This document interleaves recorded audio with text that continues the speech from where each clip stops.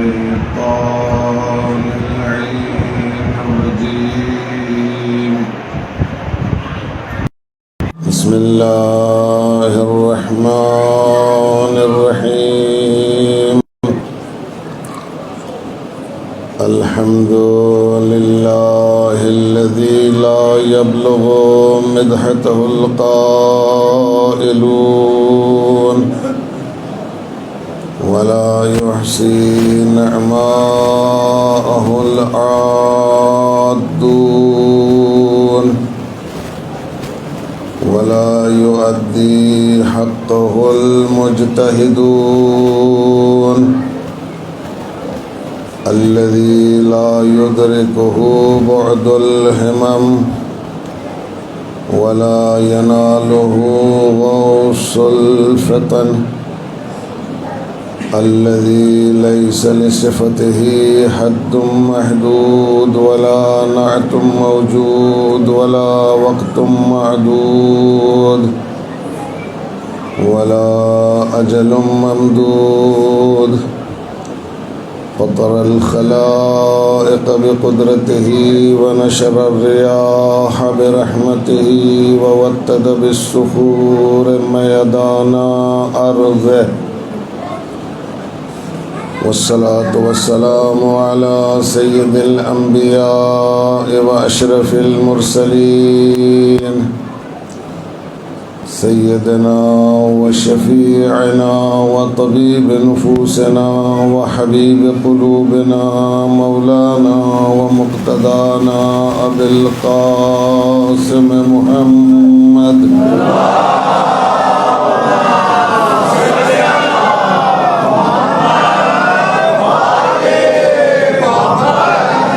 صلى الله عليه وعلى أهل بيته الطيبين الطاهرين المعصومين المظلومين المنتخبين المنتجبين الأكرمين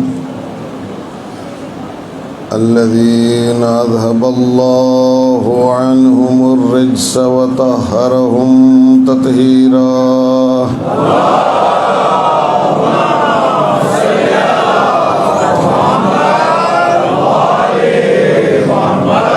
سيما بقية الله في الأرضين وحجة الله على العالمين الإمام المنتظر عجل الله تعالى له الفرج وروحي وأرواح العالمين لتراب مقدمه الفداء واللعنة الدائمة الباقية على أعدائهم وقاتليهم وغاصبي حقوقهم ومنكري فضائلهم ومناقبهم أجمعين من ليلتنا هذه إلى صباح يوم الدين أما بعد فقد قال الله الحكيم في كتابه الكريم وهو أصدق القائلين وقوله الحق بسم الله الرحمن الرحيم ذلك الذي يبشر الله عباده الذين آمنوا وعملوا الصالحات قل لا أسألكم عليه أجرا إلا المودة في القربى ومن يقترف حسنة نزد له فيها حسنا إن الله غفور شكور صدق الله العلي العظيم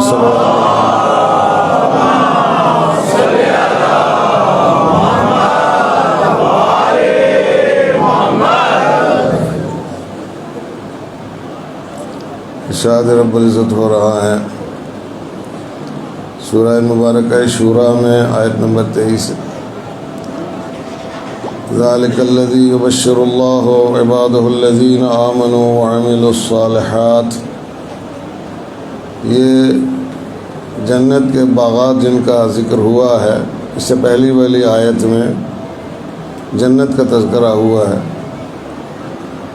اس میں ارشاد ہوا کہ جنت کا جو ذکر ہوا ہے، اس کی نعمتوں کا، اس میں اللہ نے جو بندوں کے لیے آسائشیں فراہم کی ہیں ان کا جو ذکر ہوا ہے، ان کی بشارت اللہ اپنے ان بندوں کو دیتا ہے جو ایمان لائے ہیں اور انہوں نے اعمال صالحہ انجام دیے۔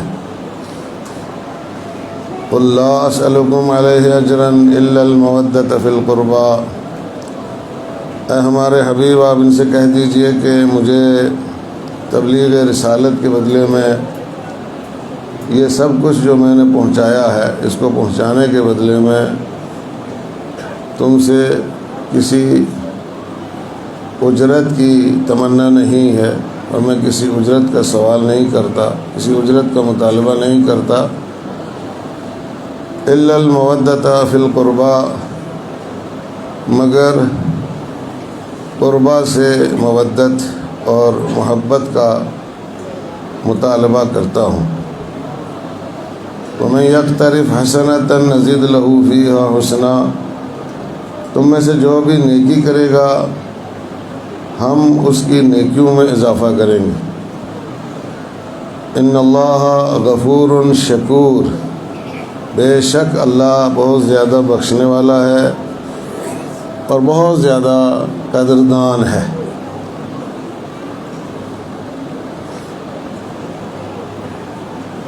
ایک صلوات پڑھے محمد و آل محمد۔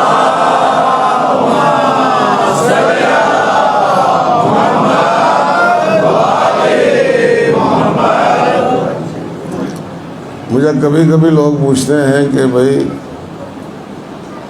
موضوع کے مطابق مجلس نہیں پڑھتے ہو، موضوع سے ہٹ جاتے ہو۔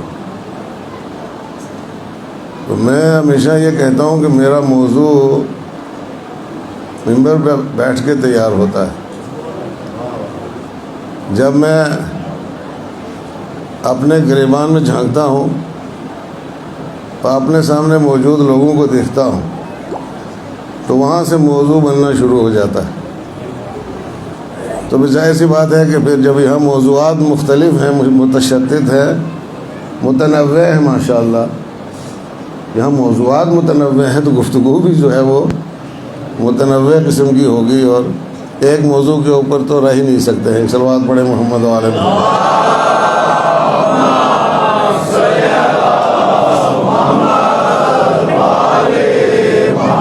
اور اکثر جو ہے وہ اگر آپ نے قرآن مجید کا دقت کے ساتھ مطالعہ کیا ہو، یقیناً آپ لوگوں نے کیا ہوگا، ہم نے تو نہیں کیا، نہ ہی ہو پا رہا ہے، تو آپ دیکھیں گے قرآن مجید میں بہت کم کہیں ایک موضوع کے اوپر بات ہوئی ہے۔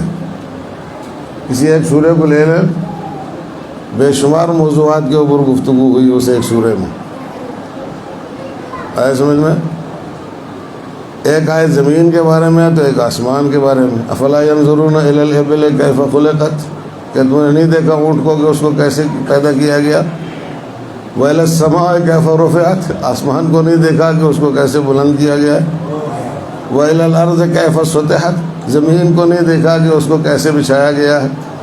ابھی یہ ایک آیت میں اونٹ کی بات ہے، ایک آیت میں آسمان کی بات ہے، ایک آیت میں زمین کی بات ہے۔ تو جیسے جیسے گنجائش ہے اور ضرورت ہے اسی حساب سے جو ہے وہ گفتگو ہوتی ہے۔ لہذا میں اکثر گفتگو ہی کرتا ہوں، مجلس پڑھنے کا مجھے آج تک موقع ملا نہیں ہے۔ ایک صلوات پڑھیں محمد و آل محمد۔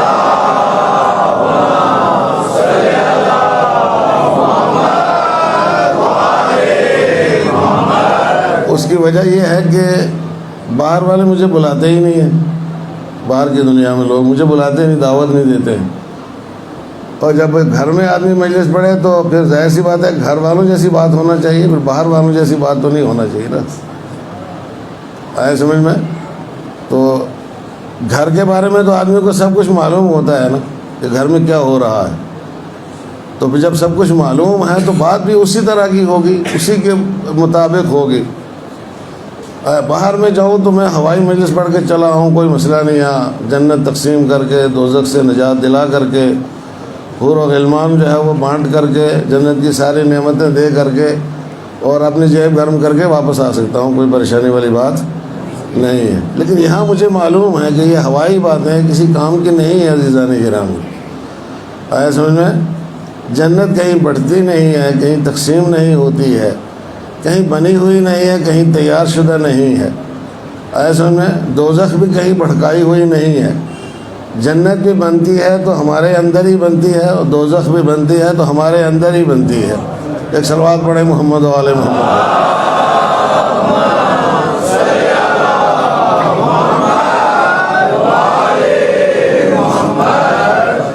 جنت کے خالق بھی ہم ہی ہیں اور دوزخ کے خالق بھی ہم ہی ہیں۔ جس کی مرضی ہے اپنے لیے جنت بنا لے، جس کا دل چاہے اپنے لیے دوزخ بنا لے، جو مرضی بنا لو۔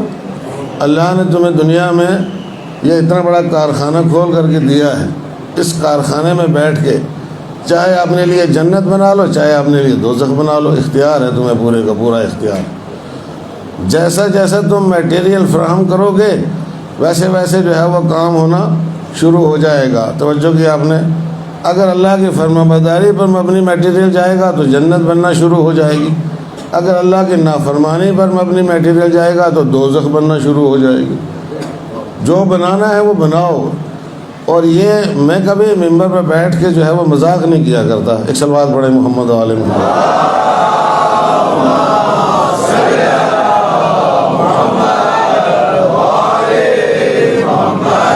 اب یہ جملے جو ہے یہ قابل غور ہیں۔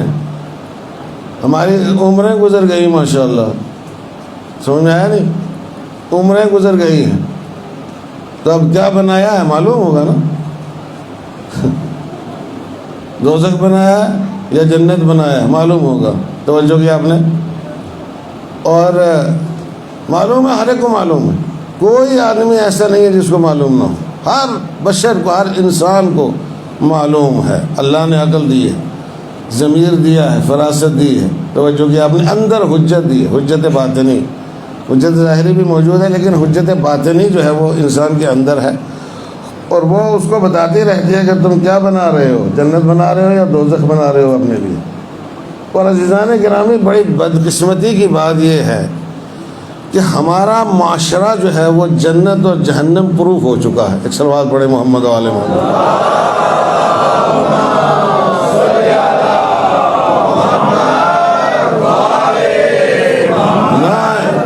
نہ کسی کو جنت کا شوق ہے، نہ کسی کو جہنم کا خوف ہے، کچھ نہیں، کوئی پرواہ نہیں ہے۔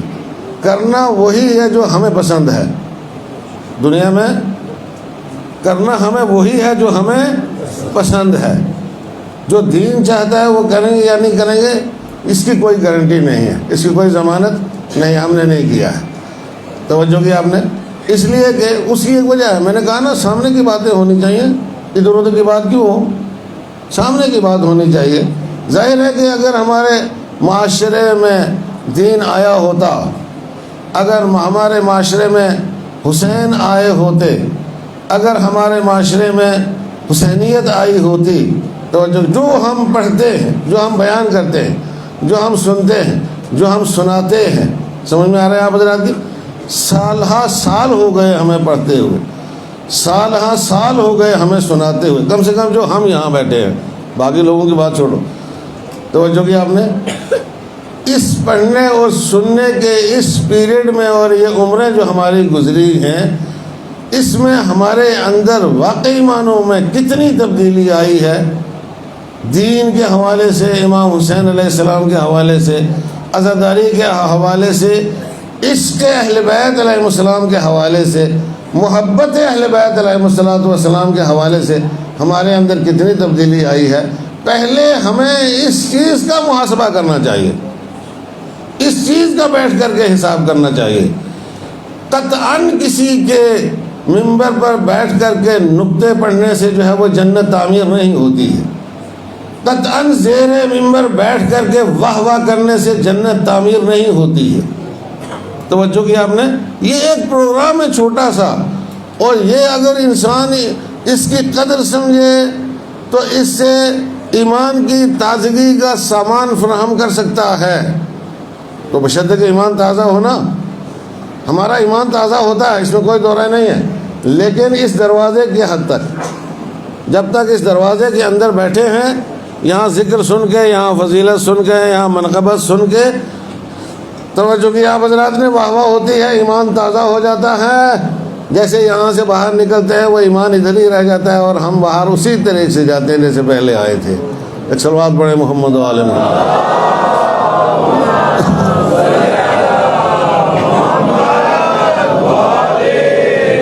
ہم ایسے ہی جاتے ہیں جیسے ویسے پہلے آئے تھے، ہمارے اندر تبدیلی نہیں آئی، ہمارا معاشرہ نہیں بدلا ہے، ہمارا سماج نہیں بدلا ہے۔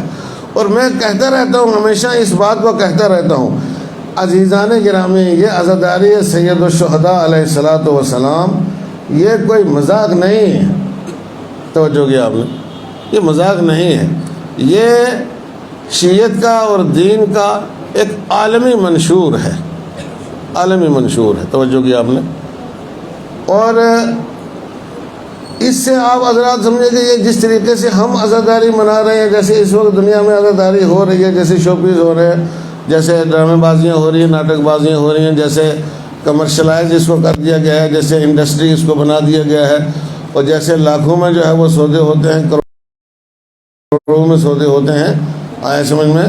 تو اس کا مطلب کیا ہے؟ اگر کہیں پر 10 لاکھ 20 لاکھ کا عشرہ ہے ایک، تو وہاں امام حسین علیہ السلام ڈر جائیں گے کہ یا تو 20 لاکھ کا ذاکر انہوں نے بلا لیا ہے۔ اب اگر یہ کہے گا کہ جنت میں تم جاؤ گے تو ہمیں تو بھیجنا ہی پڑے گا جنت میں۔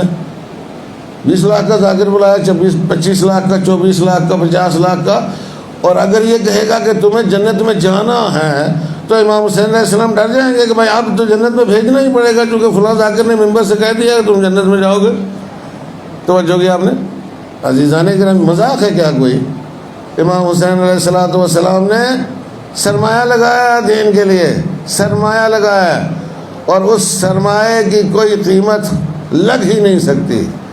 جو سرمایہ حسین نے لگایا، زمین و آسمان، عرش، کرسی، جو کچھ بھی ہے اس کائنات میں، وہ حسین کے ایک علی اصغر کی قیمت نہیں ہے، ایک علی اصغر کی قیمت نہیں ہے۔ کیا بات کرتے ہیں، کیا بات کرتے ہیں؟ ایسے جنت تقسیم ہوتی ہے؟ وہ سرمایہ لگایا تو سرمایہ کسی مقصد کے لیے لگایا، سرمایہ لگایا اس لیے کہ آپ بڑے بڑے فنکشن کرو، بڑے بڑے شو کرو، اور اس کے بعد جو ہے وہ اس کے بعد وہاں سے نکلو تو آپ کا معاشرہ اور دوسرا کا معاشرہ، اس میں کوئی فرق ہی نہیں پیدا ہوگا ہی نہیں۔ آپ کی صورت میں دوسرے کی صورت میں کوئی فرق ہی نہیں، آپ کی سیرت میں دوسرے کی سیرت میں کوئی فرق ہی نہیں۔ آیا سمجھ میں؟ آپ بجائے دوسروں کو اپنے قریب کرنے کے، الٹا ان کو اپنے سے دور کرنے کا باعث بن رہے ہو۔ جس قوم کو، جس ملت کو، جس امت کو حسین ابن علی علیہ السلام ایک پلیٹ فارم پر لانا چاہتے تھے، اس امت میں افتراق کا باعث بن رہے ہو، انتشار کا باعث بن رہے ہو، تفرقے کا باعث بن رہے ہو، اور اس امت کی ہدایت کا باعث نہیں بن رہے ہو۔ ایک صلوات پڑھے محمد و آل محمد۔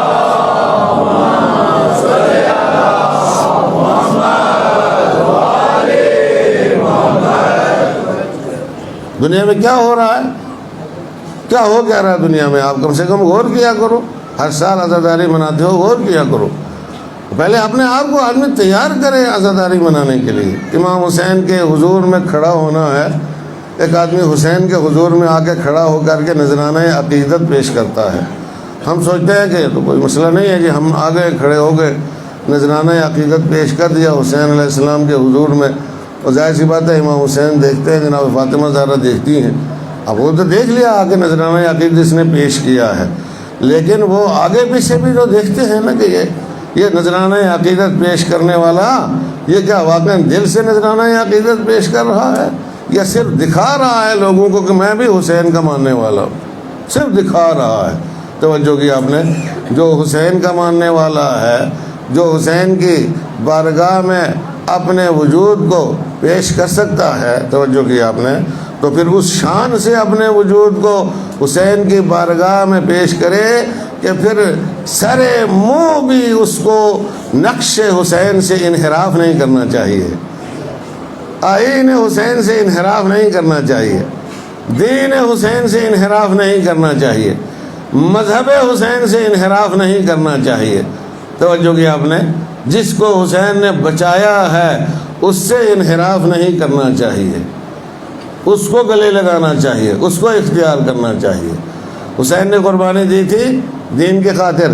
اگر دنیا میں کسی ایک صدی میں مخلصانہ طور پر لوگ جو ہے وہ واقعا حسین والے بن گئے ہوتے تو پوری دنیا میں انقلاب لے آتے، پوری دنیا میں انقلاب لے آتے۔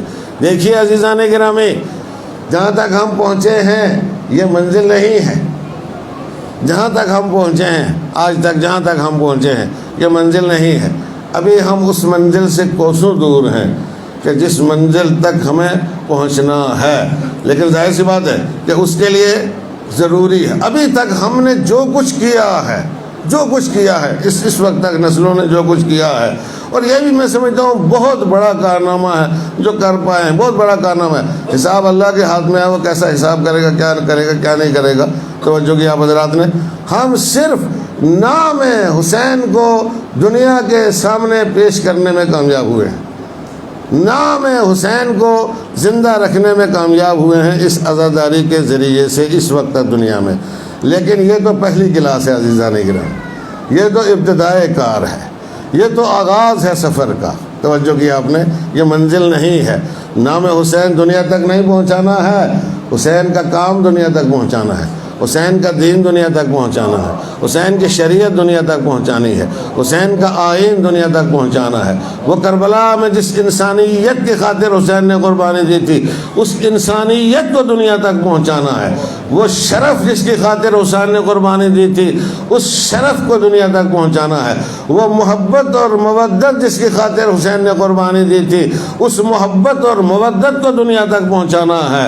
وہ انسانیت کی خاطر ایثار اور فداکاری اور قربانی جو حسین علیہ السلام نے کربلا کے میدان میں پیش کی تھی، اس ایثار اور فداکاری اور قربانی کو دنیا تک پہنچانا ہے۔ توجہ کی آپ نے، دنیا تک پہنچانا ہے۔ اور دنیا تک پہنچانا تو دور، ابھی ہم اپنے گھروں میں بھی اس چیز کو پیدا کرنے میں کامیاب نہیں ہو پائے۔ ایک صلوات پڑھیں محمد و آل محمد۔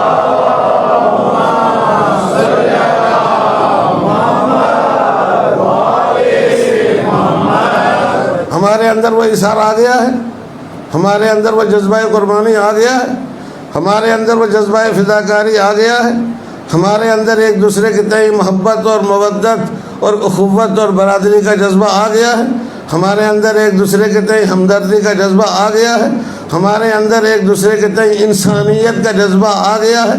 ہمارا برتاؤ اس معاشرے اور سماج میں ایک دوسرے کے ساتھ انسانوں والا برتاؤ ہے یا نہیں، انسانوں والا نہیں ہے۔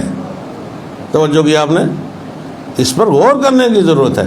یہ ابتدائی چیزیں ہیں، اگر یہ کسی عزادار کے اندر نہ آئیں تو اس کے آنسو کی کوئی ویلیو نہیں ہے، کوئی قیمت نہیں ہے، اور وہ آنسو کسی بھی بازار میں بکنے کے قابل نہیں ہے، چاہے کہ وہ کربلا میں بکنے کے قابل ہوں، کسی دوسرے بازار میں بھی بکنے کے قابل نہیں ہے، چاہے کہ کربلا میں ان کو پیش کیا جائے۔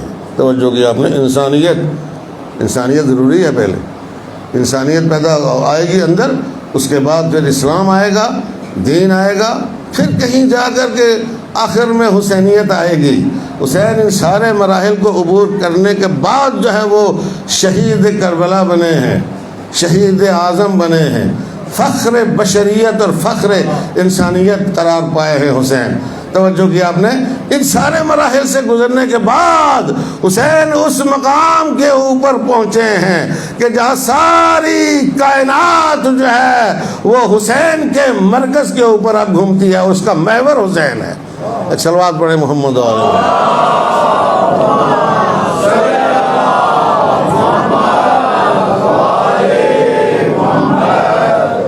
تو پھر ظاہر سی بات ہے کہ حسین کا نام لینا ہے تو بڑا پھونک پھونک کر لینا پڑے گا، حسین کا تذکرہ کرنا ہے تو بہت پھونک پھونک کر کرنا پڑے، حسین کا عزادار بننا ہے تو اس کے لیے بہت زیادہ شرائط، بہت زیادہ قواعد، ایسے عزادار کوئی نہیں بن جاتا، حسین کا چاہنے والا ایسے نہیں بن جاتا۔ ایسے میں اجر رسالت، حسین کی قربانی کا رسول کو ادا کرنا ہے، رسول کو ادا کرنا ہے۔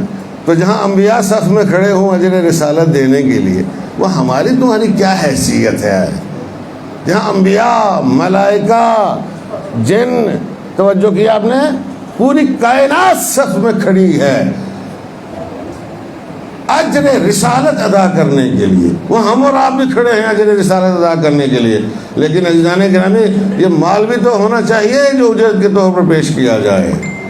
اجرت کے طور پہ مال بھی تو ہونا چاہیے نا، کسی قابل ہونا چاہیے کہ اس کو پیش کیا جائے تو اسے وہ قبول کریں. فرمایا کچھ بھی نہیں چاہیے الا المودۃ فی القربى، مودت قربا چاہیے ہے، مودت قربا چاہیے. مودت قربا کا مطلب کیا ہے؟ مودت قربا کا مطلب یہ ہے کہ محبت ہمراہ اطاعت و فرما برداری. ایک صلوات پڑھیں محمد و آل محمد.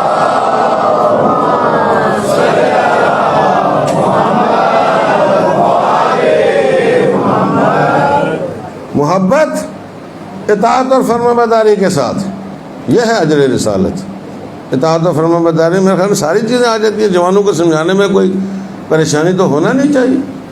مسلمان ہوگا توحید آئے گی، نبوت کا ماننے والا ہوگا، عدالت کا ماننے والا ہوگا، امامت کا ماننے والا ہوگا، قیامت کا ماننے والا ہوگا، نماز کا ماننے والا، روزے کا، حج کا، زکوٰۃ کا، خمس کا، جہاد کا، امر بالمعروف نہی عن المنکر، تولا تبرہ، یہ سب کچھ اخلاقیات اسلامی توجہ کی آپ نے، یہ ساری چیزیں آئیں گی. تو اس کے بعد جو ہے وہ ساتھ میں محبت اہل بیت علیہ الصلوۃ والسلام اور پھر پورے کا پورا دین، یہ دونوں مل کر کے مودت بنتے ہیں. اور پیغمبر نے امت سے مودت قربا مانگی ہے، اہل بیت علیہ الصلوۃ والسلام کی مودت کا مطالبہ کیا ہے، اطاعت کا مطالبہ کیا ہے، فرما برداری کا مطالبہ کیا ہے. توجہ کی آپ نے، یعنی مان کر کے ان کے حکم کے مطابق زندگی بسر کرنے کا مطالبہ کیا ہے. ایک صلوات پڑھے محمد و آل محمد.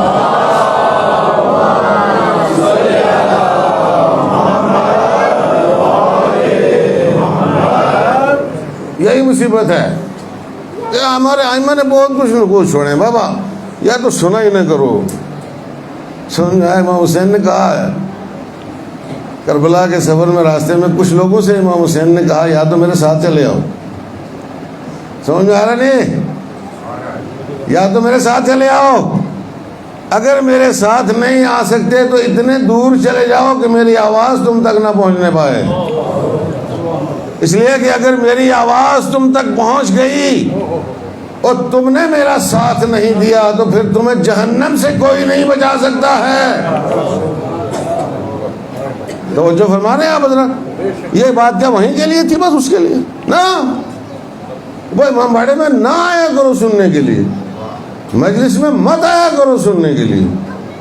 اگر مجلس میں آ گئے ہو سننے کے لیے اور بات سن لی ہے، حق بات تم نے سن لی ہے، اور اس کے بعد تم نے عمل نہیں کیا ہے تو ہمیں جہنم سے کوئی نہیں بچا سکتا. حجت ہے، اتمام حجت یہی تو ہے، اتمام حجت یہی تو ہے. نقوش جو اہل بیت علیہ الصلوۃ والسلام نے چھوڑے، توجہ کی آپ نے، یہ ہدایات ہیں. مدینے سے لے کر کے مکہ، مکے سے لے کر کے کربلا، اور کربلا میں شہادت امام حسین علیہ الصلوۃ والسلام، پھر وہاں سے اسیروں کا زندان شام تک جانا. اس راستے میں کتنے نقوش ہدایت ہیں جن کا کوئی اندازہ نہیں لگا سکتا ہے. اتنے نقوش ہدایت موجود ہیں. توجہ کی آپ نے، پورے کے پورے دین کی تفسیر کر دی گئی ہے، یہاں سے لے کے وہاں تک دین کی تشریح اور تفسیر کر دی گئی ہے. پورے دین کے اوپر عمل کر کے بتا دیا گیا ہے. سنو، فبشر عباد الذین یستمعون القول فیتبعون احسنا. میرے ان بندوں کو بشارت دو کہ جو بات سنتے ہیں اور سننے کے بعد اس پر عمل کرتے ہیں، اس کی پیروی کرتے ہیں. بشارت ان کے لیے ہے، بشارت ایمان والوں کے لیے ہے، بشارت عمل صالح والوں کے لیے ہے. توجہ کی آپ نے، اس کے علاوہ کسی کے لیے جنت کی کوئی بشارت نہیں ہے، جنت کی کوئی ضمانت نہیں ہے، جنت کی کوئی گارنٹی نہیں ہے. ایک صلوات پڑھے محمد و آل محمد.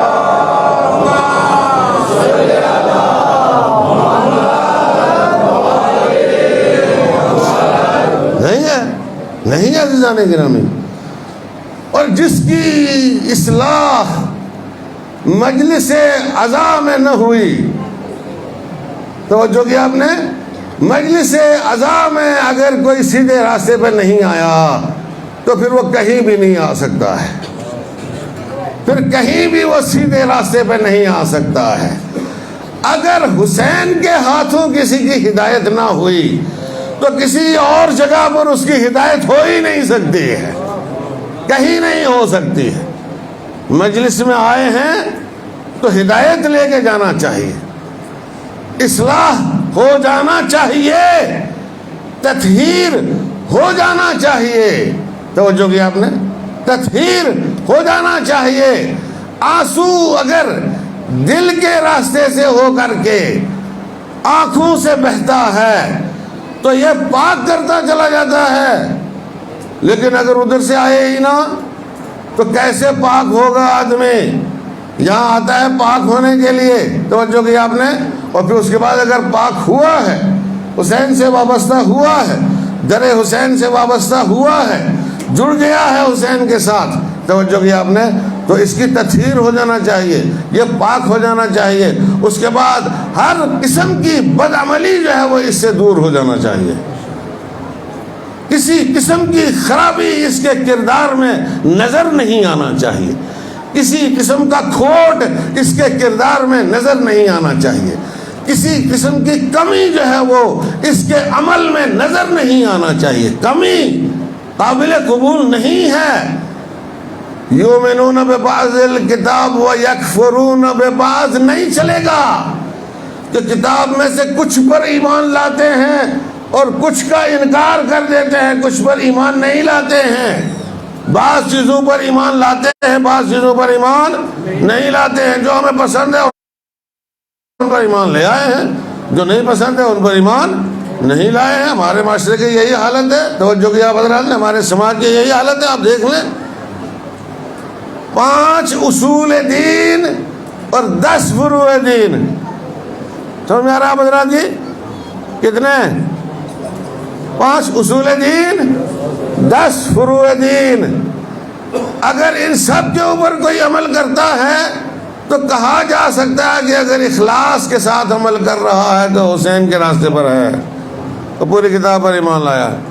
اور اگر اس کے اوپر عمل نہیں کرتا ہے، اور جو اس کے اوپر عمل کرنے والا ہوتا ہے، توجہ کیا آپ نے، اس کے وجود میں ایسی نورانیت پیدا ہوتی ہے، ایسی نورانیت پیدا ہوتی ہے، ایسا نور اس کے وجود کے اندر پیدا ہوتا ہے کہ وہ جدھر سے نکل جائے تاریکیاں کافور ہوتی چلی جاتی ہیں، تاریکیاں چھٹتی چلی جاتی ہیں، گناہ مٹتے چلے جاتے ہیں، معصیتیں ختم ہوتی چلی جاتی ہیں، نافرمانیاں ختم ہوتی چلی جاتی ہیں۔ اگر ہمارے معاشرے میں ایسے نورانی وجود جو ہے وہ موجود ہوں تو ظاہر سی بات ہے کہ وہ تاریکیاں جہاں جہاں بھی ہیں اس کو ختم کر دیں گے۔ توجہ کیا آپ نے، نور پیدا ہوتا ہے اس سے انسان کے اندر، نورانیت پیدا ہوتی ہے اس سے انسان کے اندر، آئے سمجھ میں؟ تو نور تو اپنا وجود منوا لیتا ہے، نور اپنا وجود منوا لیتا ہے، تاریکی پوری کائنات کی بھی ایک نور کی چنگاری کا مقابلہ نہیں کر سکتی ہے۔ ایک صلوات پڑھیں محمد و آل محمد۔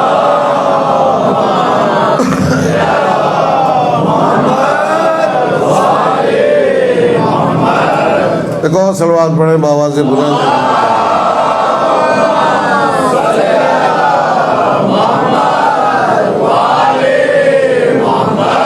عزیزان گرامی، بہت اچھا کام ہے جو ہم کر رہے ہیں، بہت اچھی جگہ ہے جہاں پر ہم بیٹھے ہوئے ہیں، اس میں کوئی دو رائے نہیں، اس سے اچھی جگہ نہیں، اس سے اچھا کام نہیں ہے، سمجھ میں آیا؟ اس سے اچھا کام نہیں ہے، اس سے اچھی جگہ بھی نہیں ہے۔ لیکن اب ظاہر سی بات ہے کہ اب یہ جس اتنی اچھی جگہ پہ بیٹھے، اتنا اچھا کام ہم نے کیا، یہاں پہ آ کر کے کیا، تو اس کے بعد کیا زیب دیتا ہے ہمیں کہ جب یہاں سے باہر نکلیں تو پھر ہم وہی جو ہیں، آیا سمجھ میں؟ کیا کس وجود کے ساتھ یہاں آتے ہیں اور کون سا وجود لے کے معاشرے میں ہم جاتے ہیں، میری سمجھ میں نہیں آتا۔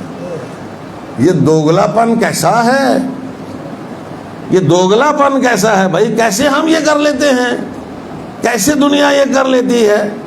بس میں حسین میں بھی آ کر کے بیٹھ جاتے ہیں اور اس کے بعد عزیزان گرامی معاذ اللہ خاکم بدہن جب ادھر ادھر جاتے ہیں تو پھر وہی کارنامے کام جو یزید نے کیے وہی ہمارے یہاں بھی ہوتے ہیں، وہی ہوتے ہیں ہمارے یہاں، معاذ اللہ معاذ اللہ۔ نہیں ہونا چاہیے، نہیں ہونا چاہیے، سماج اور معاشرے کے اندر خرابیاں نہیں ہونا چاہیے، برائیاں نہیں ہونا چاہیے، ظلم و زیادتیاں نہیں ہونا چاہیے، بے انصافیاں نہیں ہونا چاہیے، حق تلفیاں نہیں ہونا چاہیے۔ توجہ کی، اب حق تلفی نہیں ہونا، ایک دوسرے کے ساتھ ہمدردی ہونا چاہیے، ایک دوسرے کے ساتھ محبت ہونا چاہیے، ایک دوسرے کے ساتھ اخوت ہونا چاہیے۔ کم سے کم حسینی تو سب ایک ہی ہے نا، حسینی تو سب ایک ہی ہے نا، حسین والے تو سب ایک ہی ہیں بابا۔ اگر ہمیں حسین سے محبت ہے، میں یہاں بیٹھے ہوئے حضرات سے معذرت چاہتے ہوئے، معافی چاہتے ہوئے یہ باتیں عرض کر رہا ہوں، اگر ہمیں حسین سے محبت ہے اور کسی حسینی سے محبت نہیں ہے، حسین سے محبت ہے، بہت زیادہ پیارا ہے حسین، لیکن حسینی نہیں پیارا، تو حسین کیا خوش ہو جائیں گے کہ تو مجھ سے محبت کرتا تھا تو یہ تو میرا چاہنے والا تھا، اس کے ساتھ تمہاری دشمنی کیسی، اس کے ساتھ تمہاری عداوت کیسی؟ عزیزان گرامی، یہی مجلس ہے میری، توجہ کی آپ حضرات نے، یہی مجلس ہے جو میں عرض کر رہا ہوں آپ حضرات کی خدمت میں۔ پھر اس کے ساتھ دشمنی کیسی؟ سماج ہے، سماج کو ٹھیک کرو، سماج حسینی ہوگا تو سب کچھ ٹھیک ہو جائے گا، معاشرہ حسینی ہوگا تو سب کچھ ٹھیک ہو جائے گا، اور یہاں مجلسوں سے ہی ہوگا۔ مجلس اجحاف، بہت زیادتیاں ہیں معاشرے اور سماج کے اندر، بہت زیادتیاں ہیں۔ چونکہ یہاں امام باڑے میں بیٹھے ہیں تو مجھے تھوڑا سا ہمت بن جاتی ہے تھوڑا کھل کے باتیں کرنے کی، کوئی اور سٹیج ہو تو وہاں آدمی نہیں کر پاتا۔ ایک صلوات پڑھے محمد و آل محمد۔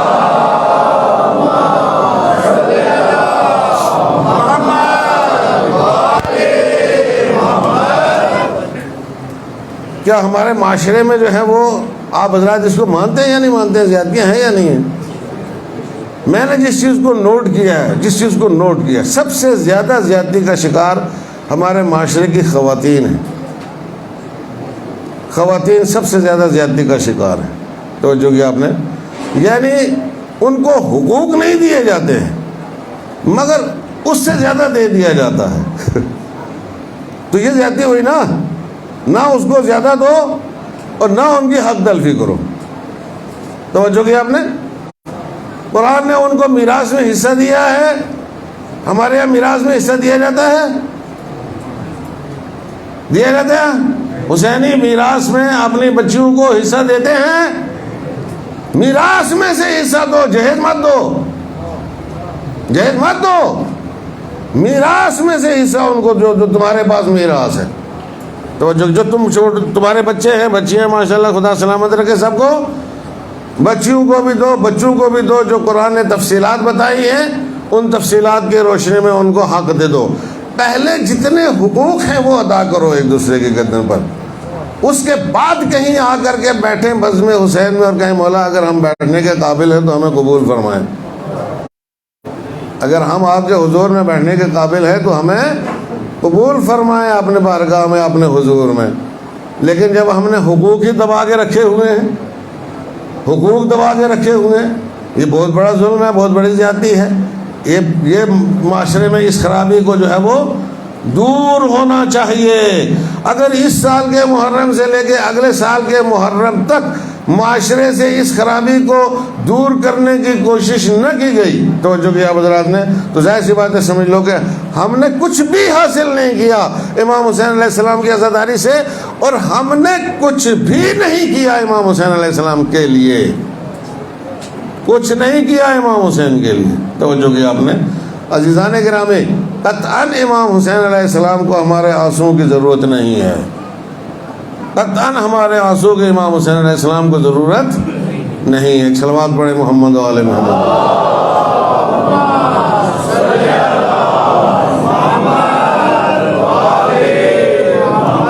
بابا اس عزاداری کی ہمیں ضرورت ہے، ان آنسو کی ہمیں ضرورت ہے، اس گریے کی ہمیں ضرورت ہے، اس ماتم کی ہمیں ضرورت ہے، اس آہو فغان کی ہمیں ضرورت ہے، ان مجلسوں کی ہمیں ضرورت ہے۔ توجہ کی آپ نے، یہ جو کچھ ہم کرتے ہیں یہ ہمارے لیے ہے، اس سے امام حسین علیہ السلام کے مرتبے میں کوئی اضافہ نہیں ہوتا ہے۔ اگر نہ کریں تو مقام گھٹتا نہیں ہے، کوئی گھٹا ہی نہیں سکتا ہے، کوئی گھٹا نہیں سکتا ہے۔ عزیزان گرامی، اگر حسین نے کربلا نہ بھی برپا کی ہوتی تو حسین حسین تھے، حسین حسین تھے، حسین نبی کے نواسے تھے، حسین اس منزل کے اوپر فائز تھے کہ جہاں نبی نے کہا ہے انا من حسین، میں حسین سے ہوں۔ توجہ کیا آپ نے؟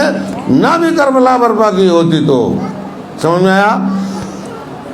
تو ہمارا یہ سب کچھ جو ہے یہ حسین کے لیے نہیں، یہ ہمارے لیے ہے، اور یہ ہمارے لیے ہے تاکہ ہم اس قابل بن سکیں کہ بس میں حسین میں آ کر کے بیٹھ سکیں، ہماری تطہیر ہو جائے، ہم پاک ہو جائیں، ہمارے اندر سے کثافت دور ہو جائے، ہمارے اندر سے رجس دور ہو جائے، رجس دور ہو جائے۔ یہ رجس دور کرنے کے لیے ہے، یہ ناپاکی دور کرنے کے لیے ہے۔ توجہ کیا آپ نے؟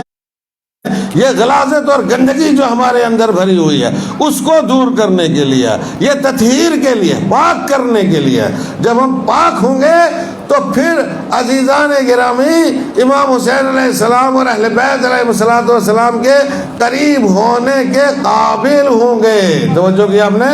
اگر کوئی پاک نہیں ہے رجس سے تو وہ اہل بیت علیہ السلام کے قریب نہیں ہو سکتا ہے۔ قرآن مجید پکار کر کے کہہ رہا ہے انما یرید اللہ لیذھب عنکم الرجس اہل البیت ویطہرکم تطہیرا۔ توجہ کیا آپ نے؟ عزیزان گرامی یہ کون سا رجس ہے جس کو خدا اہل بیت علیہ السلام سے دور رکھے گا؟ کون سا رجس ہے مجھے یہ بتاؤ پہلے، کون سا رجس ہے؟ وہ کوئی معاذاللہ گناہ کریں گے، کوئی معصیت کرتے تھے کوئی اس سے پہلے خدا نہ خواستہ؟ وہ تو پاک تھے ہمیشہ۔ کب سے پاک تھے؟ جب سے کائنات کا کچھ بھی پیدا نہیں ہوا تھا وہ اس وقت سے پاک تھے۔ توجہ کی آپ نے؟ کچھ بھی پیدا نہیں ہوا تھا کائنات کا۔ یہ 14 انوار وہ ہیں جن کے صدقے میں پروردگار عالم نے اس پوری کائنات ہست و بود کو پیدا کیا ہے، ان انوار کے صدقے میں پیدا کیا۔ وہ تو پاک تھے ہمیشہ سے اور ہمیشہ پاک رہیں گے۔ ان کے اندر کوئی رجس تھا ہی نہیں کہ پروردگار جس رجس کو ان سے دور کرتا۔ یہ تو فرمایا ہے کہ اگر کوئی رجس جو ہے وہ ان کے قریب ہونے کی کوشش کرے گا ہم اسے دور کر دیں گے، ہم اسے قریب نہیں ہونے دیں گے۔ کوئی رجس ادھر ادھر سے، آس پاس سے، اگل بغل سے، توجہ کی آپ نے، ان کے قریب نہیں رہ سکتا ہے، ہم اسے دور بھگا دیں گے، دور کر دیں گے۔ توجہ کی آپ نے؟ ان کے قریب نہیں ہونے دیں گے، کوئی رجس نہیں۔ توجہ کی آپ نے؟ یہ کون سی بات ہوئی بھائی؟ اب یہ کون سی؟ تو دوگلی پالیسی اللہ کے یہاں نہیں چلتی نا، یعنی کچھ کو آنے دو کچھ کو بھگا دو، یہ نہیں ہو پائے گا۔ رجس وہاں نہیں جا پائے گا، چاہے تھوڑا ہو یا زیادہ ہو۔ لہذا کوشش کریں، موقع دیا اللہ نے، موقع دیا امام حسین نے، موقع دیا، سب کچھ موقع دیا ہے نا۔ اب مجلس میں آ گئے تو اس سے بہتر اور کیا ہو سکتا ہے؟ آ گئے نا ہم، اب یہاں سے موقع مل گیا ہمیں، اب پاک کریں اپنے آپ، رزق کو دور کریں، موقع مل گیا۔ بار بار مجلس کرتے ہیں، نماز میں بھی آتے ہیں، توجہ کی آپ نے، روزے بھی ماہ رمضان میں رکھتے ہیں، سب کچھ کرتے ہیں، لیکن اس سب سے بڑھ کر کے قرآن مجید نے ایک چیز پر بہت زیادہ زور دیا ہے، ایک چیز پر بہت زیادہ زور دیا ہے۔ فرمایا انما المؤمنون اخوہ، مومن سارے آپس میں بھائی ہیں، مومن سارے آپس میں بھائی۔ بات ختم ہو گئی۔ جب مومن سارے آپس میں بھائی ہیں تو کیوں کہا بھائی ہیں؟ سوال یہ پیدا ہوتا ہے، سالہ بہنوئی کہہ دیجیے، آپس میں کیا ہے اور کوئی رشتہ، کوئی اور رشتہ بیچ میں جوڑ دیتا پروردگار عالم، کہانی سارے آپس میں بھائی ہیں۔ انما المؤمنون اخوہ، مومن سارے آپس میں بھائی ہیں، اس لیے کہ اللہ کو اس رشتے کے اوپر بڑا ناز ہے، اس رشتے کے اوپر پروردگار عالم کو بڑا ناز ہے۔ یہ بھائی بھائی والا رشتہ جو ہے، کیوں ناز ہے؟ کبھی غور کیا آپ نے اس کے اوپر؟ کیوں ناز ہے اللہ کو اس رشتے کے اوپر؟ اللہ کو اس رشتے کے اوپر اس لیے ناز ہے کہ سب کچھ بنانے کے بعد امیر المومنین علی ابن ابی طالب علیہ السلام کو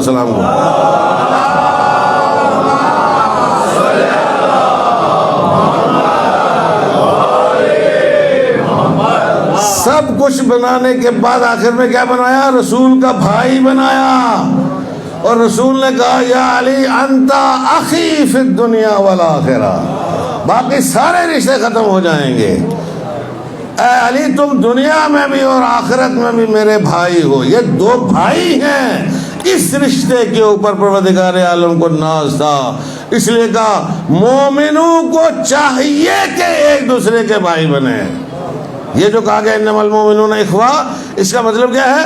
اس کا مطلب یہ ہے کہ مومنوں کو چاہیے کہ ایک دوسرے کے بھائی بنے، بھائی بنے، اس لیے کہ بھائی بھائی کا بہت خیال رکھتا ہے، بھائی بھائی کا بہت خیال رکھتا ہے۔ توجہ کیا آپ نے؟ بھائی بھائی کا بہت خیال رکھتا ہے۔ اور اگر مومن آپس میں بھائی نہیں بنے تو ظاہر سی بات ہے جو مومنوں کو آپس میں بھائی بننا چاہیے، اور جو بھائی ہیں اگر وہی بھائی نہیں بنتے ہیں تو پھر اس کے بعد یار تم کچھ بھی کر لو نا، کیا فائدہ تمہارا سب کچھ کرنے کا۔ ایک صلوات پڑھیں محمد والے۔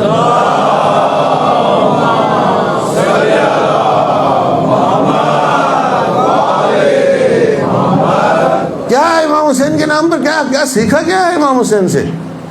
کیا سیکھا کیا ہے مجالس سے؟ کیا سیکھا ہے؟ توجہ کی آپ نے؟ بابا بھائی بھائی کے لیے جان دیتا ہے، جان دی ہے نا، جان دیتا ہے، اللہ اکبر، جان دیتا ہے۔ اور پھر اس کے بعد اگر کوئی کہیں پر خدا نخواستہ ایسا ہوتا ہے تو یہ سماج کی ہے نا، سماج میں ہے، یہ ہے، سماج میں خرابیاں ہیں یا نہیں؟ یہ کیا کیسے ہو، کیوں ہوئے یہ خرابیاں؟ نہیں ہونا چاہیے، امام حسین کی خاطر نہیں ہونا چاہیے بھائی، امام حسین کی خاطر نہیں ہونا چاہیے۔ پتہ ہے کیا ہے؟ میں ایک اور منظر قرآن مجید سے پیش کر دوں آپ کی خدمت میں تاکہ حجت تمام ہو جائے، یہیں پر ساری ختم ہو جائے بات۔ جب آدم کے دو بیٹے بھائی تھے آپس میں، قربانی پیش ہوئی ہے کہ قربانی قبول ہوئی، دوسرے کی قبول نہیں ہوئی، تو قابل نے کہا لأقتلنک، میں تجھے قتل کر دوں گا، میں تجھے قتل کر دوں گا۔ تو حابیل نے کیا کہا؟ حابیل نے کہا لئن بسطت الی یدک لتقتلک ما انا بباسط یدی الیک لاقتلک، تو اگر اپنا ہاتھ میری طرف بڑھائے گا تاکہ تو مجھے قتل کرے، میں اپنا ہاتھ تیری طرف نہیں بڑھاؤں گا تاکہ میں تجھے قتل کروں۔ بھائی جس کو کہتے ہیں، بھائی کہ بھائی جو ہوتا ہے وہ کہتا ہے نہیں میں تیرے ساتھ کوئی زیادتی نہیں کروں گا، تو مجھے قتل بھی کرے گا میں تیرے ساتھ کوئی زیادتی نہیں کروں گا۔ بتا دیا، قانون بتا دیا ہمیشہ ہمیشہ کہ بھائیوں میں آپس میں رشتہ کیسا ہوتا ہے، بھائیوں میں آپس میں برخورد کیسی ہوتی ہے، بھائیوں میں آپس میں تعلقات کیسے ہوتے ہیں۔ توجہ کیا آپ نے؟ کیسا ہوتا ہے، کیسا ہوتا ہے، تمام بھائیوں کے لیے، تمام بھائیوں کے لیے۔ کہ نہیں باقی دنیا کے ساتھ مقابلہ ہو سکتا ہے، باقی ایک چوٹ کے بدلے میں چوٹ ماری جا سکتی ہے، ایک تمانچے کے بدلے میں تمانچہ مارا جا سکتا ہے، ایک گھوسے کے بدلے میں گھوسا مارا جا سکتا ہے، لات کے بدلے میں لات ماری جا سکتی ہے، لیکن بھائی کے مقابلے میں بھائی کبھی نہیں آتا ہے۔ جو بھائی ہے بھائی کے مقابلے نہیں آتا، قرآن نے بتا دیا نہیں آنا چاہیے۔ سماج کو بتایا نا، ہمارے سماج اور معاشرے کو بتایا یا نہیں بتایا؟ توجہ کی آپ نے عزیزان گرامی۔ اب یہ جوان سارے یہاں بیٹھے ہیں، ان کو یہ چیزیں نوٹ کر کے رکھنی چاہیے اپنے پاس، نوٹ کر کے۔ اگر ایک آدمی اپنی طرف سے برداشت کا، تحمل کا، صبر کا، حوصلے کا مظاہرہ نہیں کرے گا تو معاملہ حل نہیں ہو پائے گا نا۔ دونوں ڈٹ جائے اگر مقابلے میں، نہیں ایسا نہیں ہوگا، یہ ہوگا وہ ہوگا، دوسرا میں تجھے دیکھ لوں گا، تو بھائی نہیں ہو، اس کا مطلب کہیں خدا نہ خواستہ پیچھے سے خرابی چلی جا رہی۔ ایک صلوات پڑھے محمد والے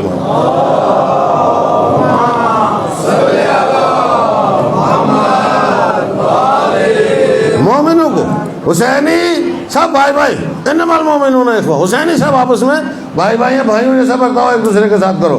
اگر یہ کرنے میں کامیاب ہو گئے تو سب کچھ تمہارا ہے۔ توجہ کیا آپ نے؟ اگر یہ کرنے میں کامیاب نہیں ہوئے تو کچھ بھی تمہارا نہیں ہے، کسی چکر میں نہیں رہنا وہاں پہ، کہیں جنت ونت نہیں ملنے والی ہے۔ توجہ کیا آپ حضرات نے؟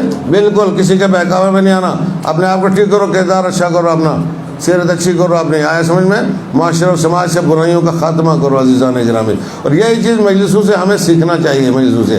اور یہ جو واہ واہ والا ٹرینڈ چلا ہوا ہے کہ صاحب ہر سال ایک نیا ذاکر بلاتے ہیں اور ٹیسٹ کرتے ہیں اس کو، منڈی میں بھی، یہاں پونچھ والے بھی، اور اس کے بعد جو ہے وہ چلا جاتا ہے، بات ختم ہوگی۔ میں نے یہ بات پلیرے میں پرسوں میں نے عرض کی تھی، یہ بات جو میں یہاں پہ اس وقت دہرا رہا ہوں آپ حضرات کے سامنے، کہ دیکھیے جو باہر والا آئے گا اس کو کوئی چٹی نہیں پڑی ہے کہ وہ تمام مسائل جتنے بھی میں آپ کے سامنے پیش کرتا ہوں وہ آ کے بیان کرے گا، اس کی کوئی شرعی ذمہ داری نہیں ہے۔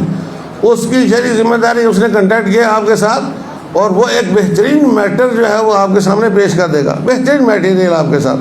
فضائل علی ابن ابی طالب علیہ السلام، اس سے اچھا کوئی موضوع نہیں ہے۔ فضائل اہل بیت علیہ السلام سے اچھا کوئی موضوع ہے ہی نہیں ہے دنیا میں، ہے کوئی موضوع اس سے اچھا؟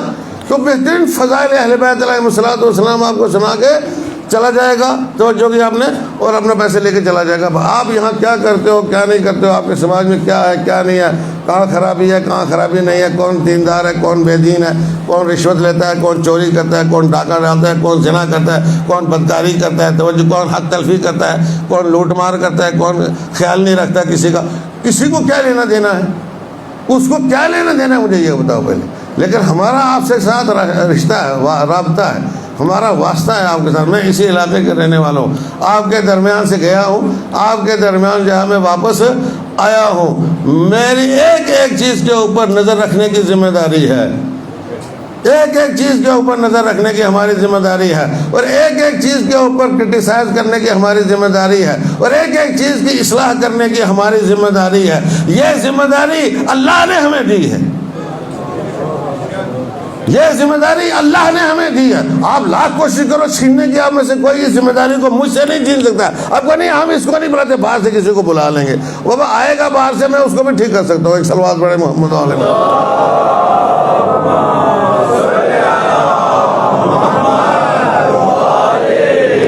بلاؤ، بالکل بلاؤ باہر سے۔ لیکن عزیزان گرامی، سنو، سیکھو، سمجھو، عمل کرو، عمل کرو، حسینی بناؤ اپنے آپ کو۔ صحیح معاشرہ دیکھے، سماج دیکھے، سوسائٹی دیکھے، لوگ دیکھیں یہ کیسے لوگ ہیں۔ شیعہ ہیں، شیعہ نے علی ابن ابی طالب علیہ الصلوۃ والسلام، شیعہ ہیں، شیعہ کورٹ کچہری میں کیا کام ہے شیعہ کا، شیعہ ہے تھانے میں کیا کام ہے شیعہ کا، تھانے میں کیا کام ہے شیعہ کا بھائی؟ کیوں تھانے میں شیعہ کا کیس جاتا ہے؟ کیوں کچہری میں شیعہ کا کیس جاتا ہے؟ شیعہ غاصب ہے، کیوں غصب کرتا ہے، لوٹ مار کرتا ہے، شیعہ ہے، بدنام کرتے ہو علی کو، شیعہ نہیں ہے، باہر نکالو ایسے عنصر کو۔ شیعہ وہ ہے جو خود بھی پاک ہوتا ہے، پاکوں کے ساتھ رہتا ہے، شیعہ ناپاکوں کے ساتھ کبھی نہیں رہ سکتا ہے۔ ایک صلوات پڑھے محمد و آل محمد۔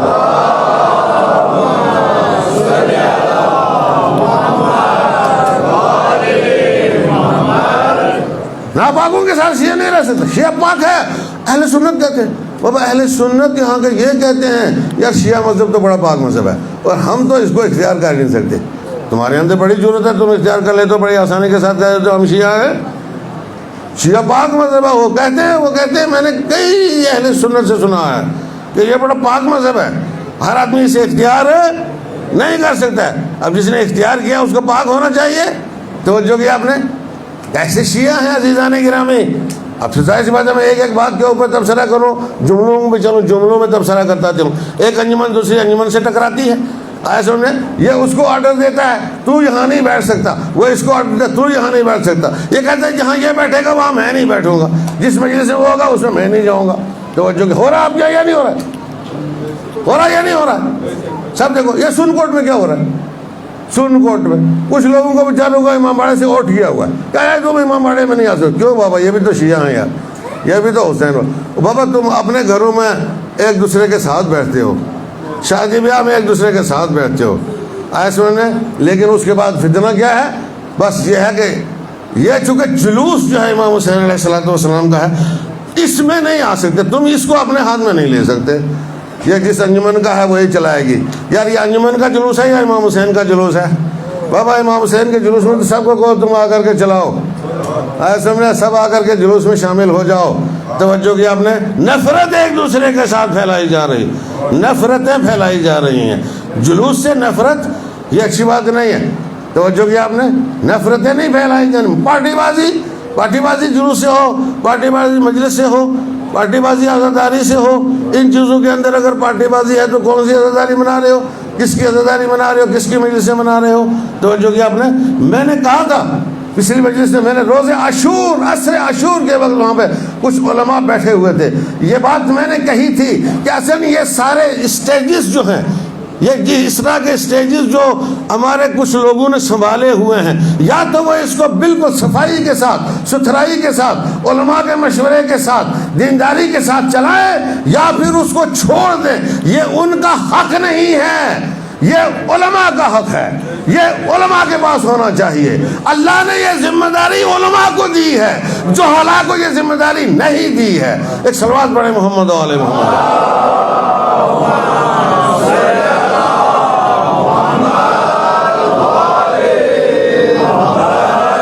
نے دیکھا نا، دیکھا آپ نے بہت ساری جگہوں پر آپ نے دیکھا ہوگا، آیا سمجھ میں کہ صاحب ہم نے دیکھا تو ہمیں افسوس ہوا، بہت زیادہ افسوس ہوا. وہاں سن کوٹ میں جلوس میں علماء تھے، اب جن کو ان کی مرضی آئی ان کو ٹائم دے دیا. کچھ بیچارے مجھ جیسے غریب جائے، میں تو جاتا ہی نہیں سن کوٹ جلوس میں، اس لیے کہ میں جاؤں گا تو لاش ہی آئے گی وہاں سے. پھر کچھ کو ٹائم نہیں دیا. کیوں؟ یہ جو علماء بیچ میں چل رہے ہیں، ان کا سب سے پہلے حق ہے کہ یہ بولیں، کسی بھی اسٹیج سے یہ بولیں. اور اگر یہ نہیں بول سکتا ہے تو کوئی نہیں بول سکتا، کوئی نہیں بول سکتا ہے دوسرا. انہوں نے محنت کی ہے، زحمت اٹھائی ہے، اپنے آپ کو اس راستے پہ لگایا ہے. اب ان کو مشورہ دو گے، اب آپ ان کو سمجھاؤ گے کہ تمہیں کیا کرنا چاہیے کیا نہیں کرنا چاہیے. سماج کے ہر رگ جو ہے وہ ان کے ہاتھ میں ہے. توجہ کیا آپ نے؟ یہ سیکھا ہے انہوں نے احادیث اہل بیت علیہ الصلوۃ والسلام سے کہ معاشرے اور سماج میں کیسے جیا جاتا ہے.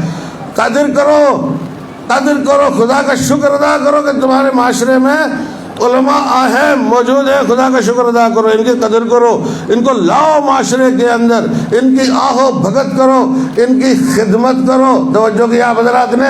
اور ان کا حق ان کو دو. تم کوئی احسان ان کے اوپر نہیں کرو گے. ایک صلوات پڑھیں محمد و آل محمد.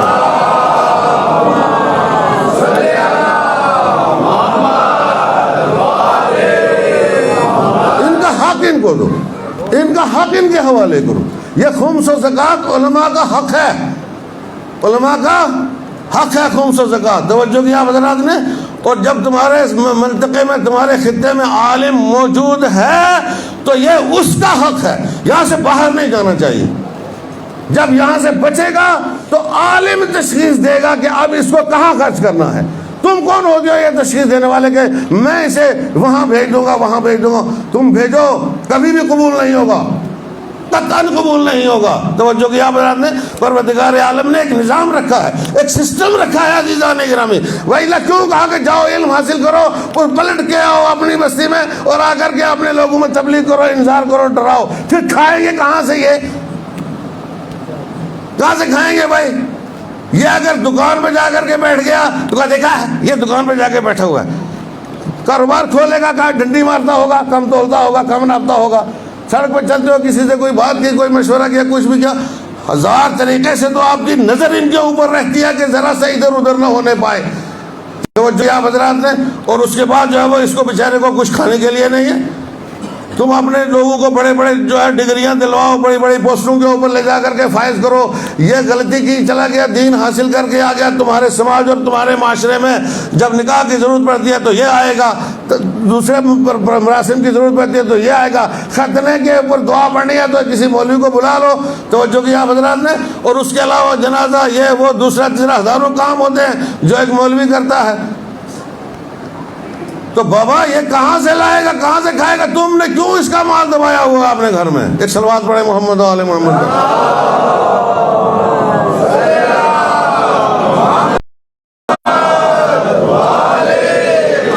یہ ممبر کی قسم کھا کر کے کہتا ہوں عزیزان گرامی، یہ جو خمس کا پیسہ ہے یہ علماء کا حق ہے، علماء کا حق ہے. اب اس کے بعد لوگ کہتے ہیں نہیں یہ حساب نہیں دیتے. یار تم کسی کو اس کا حق دو گے تو اسے حساب لو گے جا کر کے. یہ خواہ والے نخرے ہیں جو لوگ جو ہے وہ کسی مرجع تقلید سے کبھی حساب مانگا ہے تم نے خمس دے کر کے اسے؟ جاؤ جا کے مانگو حساب مرجع تقلید سے. اتنا کروڑوں کھربوں کے حساب سے خمس آتا ہے. سلطانی سے کہو ذرا حساب دو ہمیں، کہاں چھوڑا پیسہ؟ مقام معظم رہبر سے کو حساب دو، کہاں چھوڑا آپ نے؟ اس دنیا میں اس وقت شیعہ جو زندہ ہے یہ اسی کے سہارے زندہ ہے عزیزان گرامی. یہ اتنے سارے علماء جو پڑھ کر کے یہاں پہ آئے ہیں یہ اسی سے پڑھ کر کے یہاں تک پہنچے ہیں. توجہ کیا آپ نے؟ ان کے اوپر خجت پوری دنیا میں جو ہے وہ آثار تشیع گھر گھر پہنچے ہوئے ہیں اور وہ اسی کی برکت سے ہے. اب جا کر کے حساب مانگنے لگو ان سے، تو ان سے کیسے؟ کون کیا حق پہنچا آپ کو حساب مانگنے کا؟ بلاؤ جب بیوقوف بنا تو مت دو پیسہ، نہیں دو گے پکڑے جاؤ گے قیامت کے دن. دو گے تو ہمیں پتا ہے کہاں خرچ کرنا ہے کہاں نہیں خرچ کرنا ہے. اگر تم اس قابل سمجھتے ہو تو دو، اگر اس قابل نہیں سمجھتے ہو تو مت دو. حساب نہیں مانگ سکتے. ایک صلوات پڑھے محمد و آل محمد.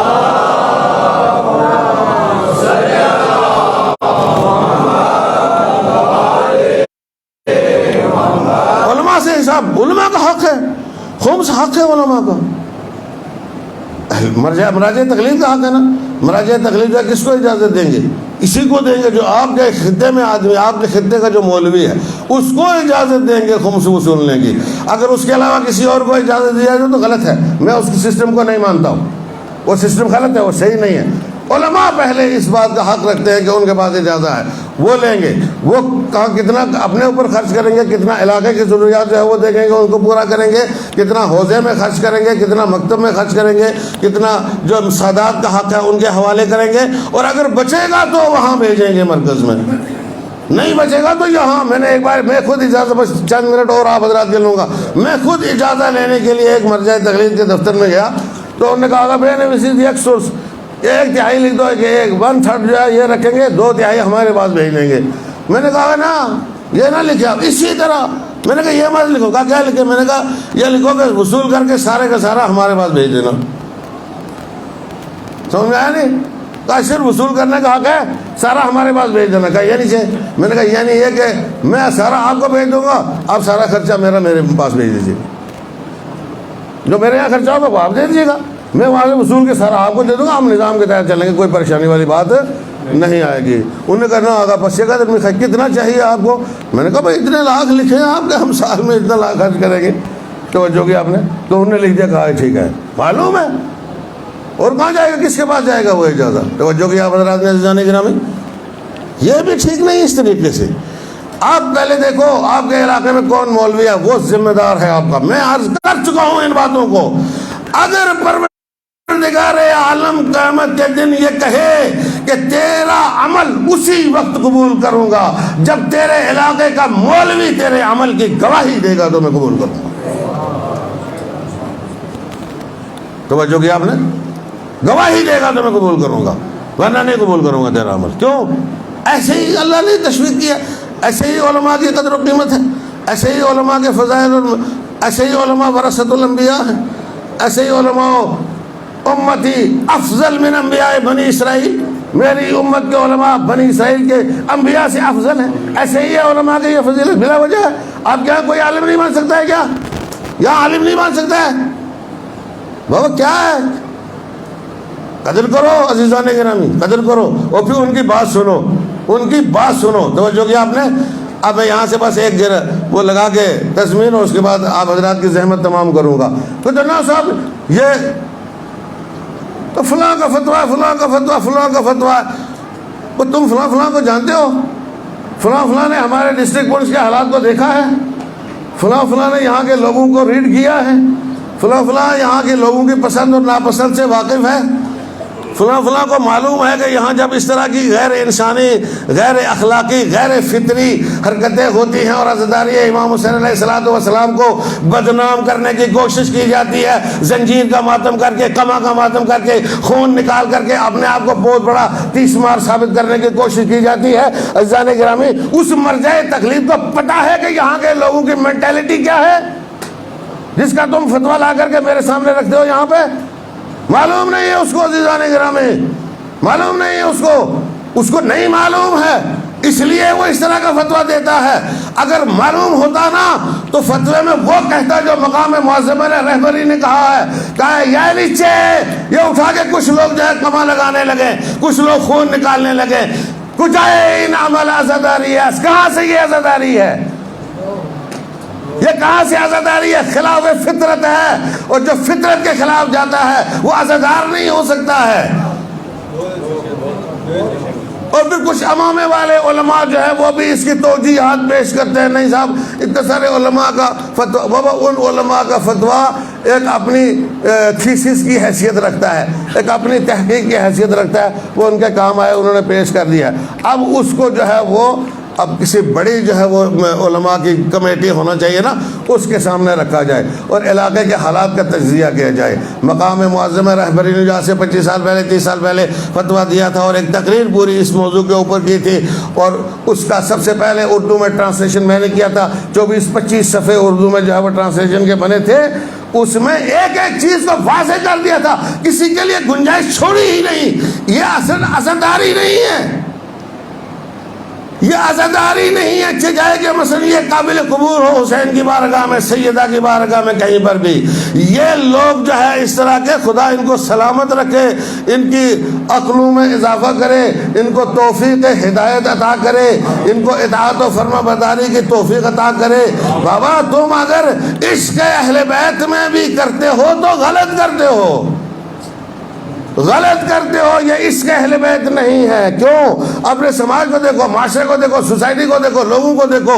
میرے پاس جب یہاں کا جلوس، اس کی ویڈیو باہر گئی، پولیس کا جلوس کی ویڈیو باہر گئی، تو کمنٹس کسی نے ڈاٹا کلیکٹ کر کے کمنٹس کا وہ میرے پاس بھیجا تھا کہ مولوی صاحب دیکھیے یہ تبصرے کیسے کیسے ہوئے ہیں اس کے اوپر۔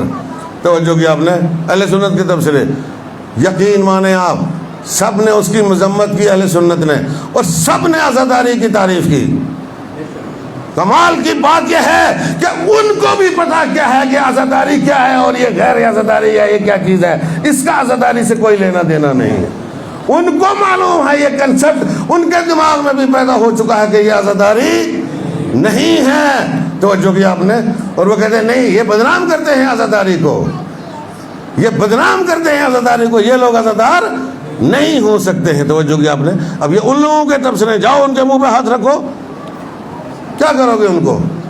لیکن کیا ہوتا ہے عزیزان گرامی، معاشرے اور سماج جو ہے اس کے اندر جب ویلیوز کے اوپر معاشرہ اور سماج نہ چلتا ہو نا، تو پھر ظاہر سی بات ہے مجھے افسوس ان لوگوں پر نہیں ہے، قطعاً ان لوگوں پہ مجھے کوئی افسوس نہیں ہے جو اس طرح کی حرکت کرتے ہیں، وہ نہ سمجھ ہیں، نہیں سمجھ پائے ہیں، یا اس کے اہل بیت میں کرتے ہیں، یا مثلا کوئی اور معاملہ انہوں نے کیا ہوا ہے، مال کوئی اور سودا کیا ہوا ہے، توجہ کی آپ نے، کیا ہوا، انہوں نے کیا ہوا ہے، لیکن وہ جو حلقہ باندھ کر کے ان پر صدقے قربان ہو رہے تھے، سمجھ میں آیا؟ بابا اس وقت ان کے گرد حلقہ باندھنا بھی گناہ ہے، ان کے گناہ میں شریک ہونا ہے، ان کے نوحے کا جواب دینا بھی گناہ ہے۔ ایک صلوات پڑھیں محمد و علی محمد۔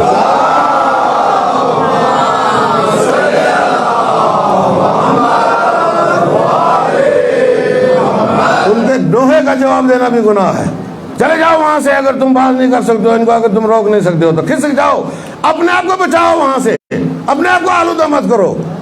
توجہ کہ اپنے آپ کو بچاؤ، بس اتنا کرو، اتنا تو کر سکتے ہو، اپنے آپ کو بچا سکتے ہو، کھسک جاؤ وہاں سے، کوئی نہ دیکھے ان کی طرف، غلط ہے، غلط ہو رہا ہے، بدنام ہو جاتا ہے پورا جلوس اعضا، پورا جلوس اعضا بدنام ہو جاتا ہے، اور آپ کی مینٹیلٹی کے اوپر حرف آتا ہے، آپ کی عقلوں کے اوپر حرف آتا ہے، آپ کی سوجھ بوجھ کے اوپر حرف آتا ہے۔ توجہ کی آپ نے، کہ آپ کتنا خلوص رکھتے ہو اس کے اوپر حرف آتا ہے، ہر جگہ یہ ہوتا ہے، ہر جگہ یہ ہوتا ہے، ڈرامے بازی ہوتی ہے نہیں ہو، کم جتنے کم ہوں حسین علیہ السلام کے ماننے والے، اور جتنا اخلاص ان کے اندر زیادہ پایا جاتا ہو، وہ بہتر ہے اس جم غفیر سے کہ جس کے اندر نافرمانی ہوتی ہو، بغاوت ہوتی ہو۔ توجہ کیا حضرات نے، ایک صلوات پڑھیں محمد والے۔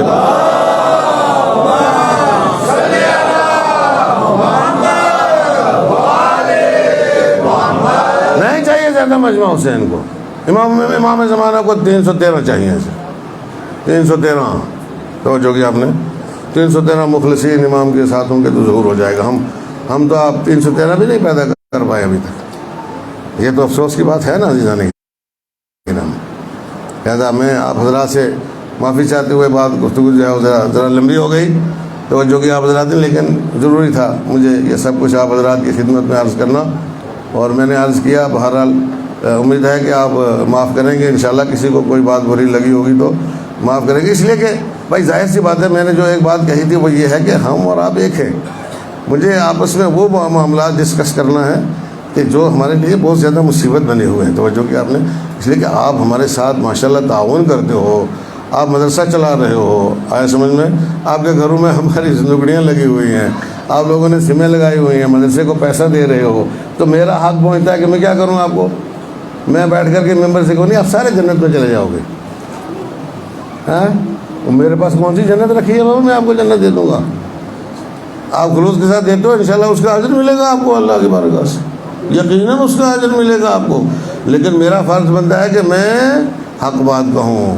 سچ بات کہوں، جو کوئی دوسرا نہیں کہے گا، جو کوئی دوسرا نہیں کہے گا۔ تو اب مجھے پرواہ نہیں ہے کوئی گالی دے، کوئی مارے، کوئی قتل کر دے، اگر کوئی ایسا بھی بہادر مل جائے جو مجھے شہید کر دے تو وہ بھی اچھا ہی رہے گا انشاءاللہ، کیونکہ کم سے کم ایک آدھ شہید ہو جائے تو کچھ نہ کچھ ہوگا، کام بنے گا کسی کا۔ مجھے آپ کی ان چیزوں کی پرواہ بالکل نہیں ہے قطعاً، اور میں کہیں پر بھی پرواہ نہیں کرتا۔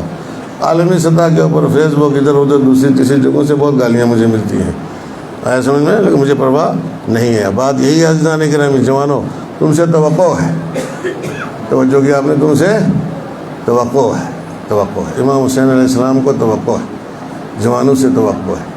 بی بی فاطمہ زہرا سلام اللہ علیہا کو توقع ہے جوانوں سے، یہ جوان وہ کام کر گزریں گے، توجہ کی آپ نے، کہ جو میرا بچہ فرزند زہرا جو تنہائی میں ہے، اکیلا ہے، وہ اس غربت سے باہر آئے گا، اس تنہائی سے باہر آئے گا۔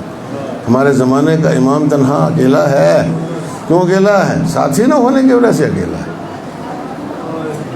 بابا ہم تو یہی سمجھیں کہ ساتھی نہیں ہے، ساتھ دینے والے نہیں ہیں نا، اس لیے اکیلا ہے، اور اس لیے تڑپتے ہیں نا، اس لیے بےتاب رہتے ہیں کہ بابا انتقام خون حسین بھی تو لینا ہے نا، تو اس میں جتنی تاخیر ہو رہی ہے اتنا ہی زیادہ امام کی مصیبت کا باعث بن رہا ہے نا، اتنا ہی زیادہ امام زمانہ روتے ہیں پردہ غیب میں، ایسا سمجھنا، روتے ہیں نا، بالکل اس کو یاد کر کے روتے ہیں کہ کب وہ وقت آئے گا جب میں انتقام لوں گا۔ انتقام کس چیز کا انتقام لینا ہے؟ آپ کو معلوم ہے کتنی چیزوں کا انتقام؟ آخر وہ جو زہرا کی جو 2 پسلیاں ٹوٹ گئی تھی، نہیں لینا ہے، نہیں چھوڑنا ہے، اسے نہیں چھوڑنا ہے۔ تو جب محسن شہید ہو گئے، قسمہ پرسی کے عالم میں شہید ہو گئے محسن، اللہ اکبر، شہید ہو گئے یا نہیں ہو گئے؟ تو پھر ہم کیا کرتے ہیں؟ ہم خالی روتے ہیں؟ نہیں، ایسا کرو کہ مولا انتقام لے سکے، انتقام لے سکے، اور یہ مصیبت ختم ہو، کم ہو مصیبت۔ زہرا روئی، خون کے آنسو روئی زہرا، وہ ٹوٹی ہوئی پسلیاں دیکھ کے علی کی چیخ نکلی۔ تو جو کہ آپ نے، یہ مذاق نہیں، یہ سب وہ چیزیں ہیں کہ جن کا حساب ہونا ہے، اور یہ پردہ غیب میں ہمارا امام بے چین ہے، انہی چیزوں کے لیے بے چین ہے کہ آخر ایک دن وہ آنا چاہیے کہ جب ان ساری چیزوں کا حساب ہو، ساری چیزوں کا حساب ہو۔ کیا ہوا کربلا میں؟ پیسہ رکھا گیا، توجہ کہ آپ نے، مذاق، امام کو یاد نہیں آتے ہیں، ایک امام کو یاد، زیارت ناہیہ پڑھا کریں، اس کا ترجمہ پڑھا کریں، امام نے کیا کیا جتن کیے ہیں، کیسے کیسے مصائب پڑھے ہیں، کیسے کیسے گریہ کیا ہے امام، کس قدر گریہ کرتے ہیں۔ آنسو کے بدلے میں خون بہاتا ہوں، امام کہتے ہیں آنسو کے بدلے میں خون بہاتا ہوں، اور ہمارے لوگ اس سے کچھ اور استنباط کر لیتے ہیں، آنسو کے بدلے میں خون بہاتے ہیں۔ اللہ اکبر، عزیزان گرامی، یہ جو امام آنسو کے بدلے میں خون بہاتے ہیں، اس کا تدارک کریں، اس کا تدارک کریں میرے دوستوں، بزرگوں، ساتھیوں، عزاداران سید الشہداء، عزاداران مظلوم کربلا کی مصیبت بہت بڑی مصیبت ہے، اور جس وجہ سے یہ مصیبت رونما ہوئی تھی، توجہ کی آپ حضرات نے، اب ظاہر سی بات ہے کہ اس وجہ کا خاتمہ کرنے کے لیے امام زمانہ انتظار میں ہے کہ کربلا میں ایک جو شہید ہوا ہے اس کا بدلہ لیا جائے۔ توجہ کی آپ حضرات نے، اس مظلومیت کے عالم میں کربلا میں شہادتیں ہوئی ہیں، ہم اور آپ تو اس کا تصور بھی نہیں کر سکتے ہیں۔ ذرا صبح عاشور سے لے کر کے عصر عاشور تک دیکھو، جس وقت علی اکبر نے اذان دی ہوگی، میں چند جملے ہی کہوں گا، چند جملے آپ کی خدمت میں عرض کروں گا، ذرا آپ نے آپ کو وہاں لے چلو، صبح عاشور وہاں لے چلو اپنے آپ کو۔ جب حضرت علی اکبر نے اذان دی ہوگی تو اس وقت حسین کے دل پہ کیا گزری ہوگی، اس وقت زینب کے دل پہ کیا گزری ہوگی، یہ سوچ کر کے کہ بیٹا